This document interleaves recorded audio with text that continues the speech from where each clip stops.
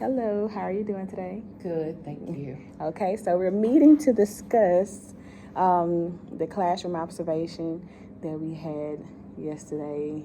How do you feel it went? I think it went well. I came in with a very strong presence, knowing that I needed to settle my students down after recess and also kind of curb the behaviors that I had the previous day in their healthcare class.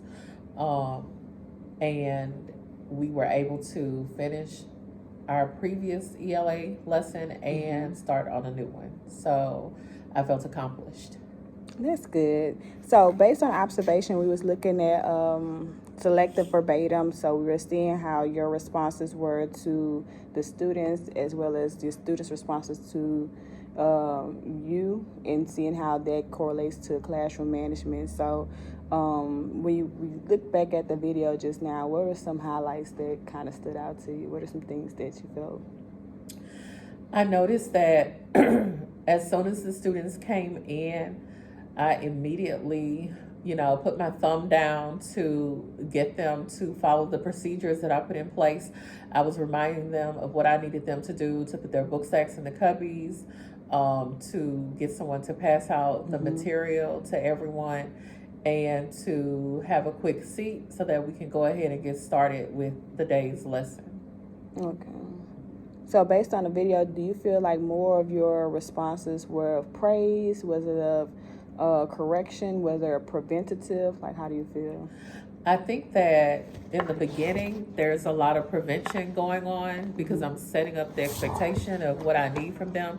However, after we get into the lesson, there's lots of praise because the students love to participate and I love to hear what they have to say. And I make sure that no matter what it is that they respond to me with, that I definitely, give them a highlight or some great feedback from whatever it is. Because even if they don't get the answer right, I always say, you know what? I'm glad you said that because there's an opportunity for us to learn from that.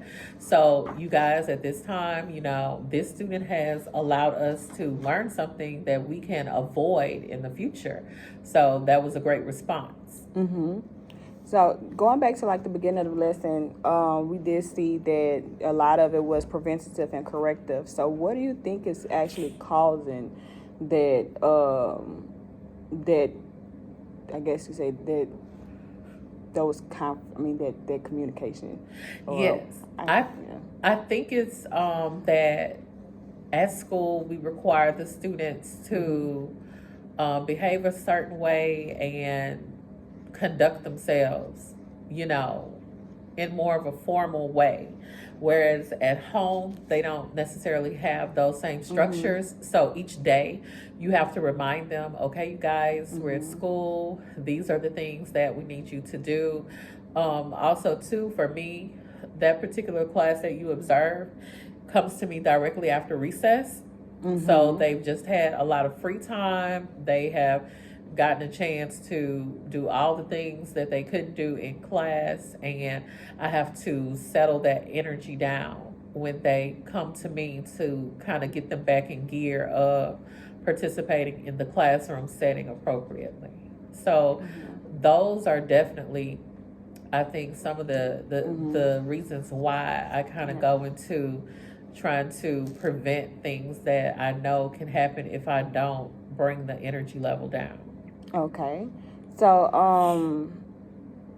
now I want us to really talk about how we can diffuse or come up with ways to, I guess, minimize those interactions that you have.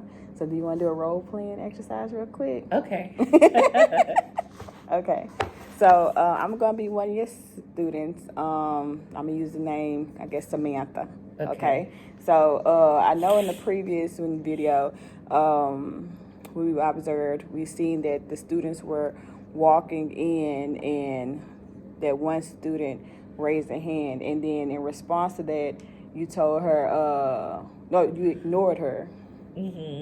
Okay, so we have to figure out ways of how can we positively, I guess, respond to that.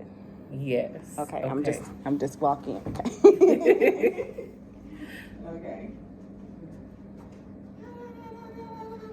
Okay, you gotta put your stuff down. Okay. I'll be the student. Well, okay.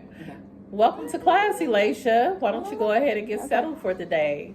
I have everything that you need. All you need is a pencil. You can go ahead and put your book sack up. Elisha, how may I help you? Okay, that's great. Because I know in the previous one, I know you said that she comes in the classroom a lot and she talks.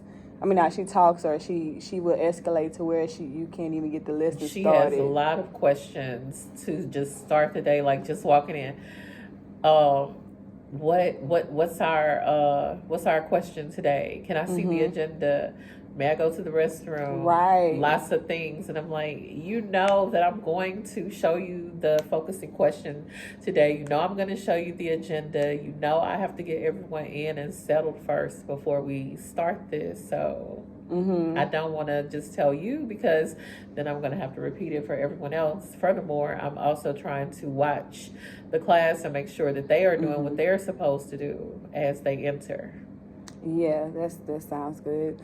So one of the things, I guess, so in regards to that situation with her, so just probably answering her, or maybe you could possibly get somebody else to help her whenever she comes in, like assign her somebody to go back and tell her what to do. Maybe that would kind of help out. Yes. Okay. Yeah, I could do that. I could also, as she's entering, welcome, dear.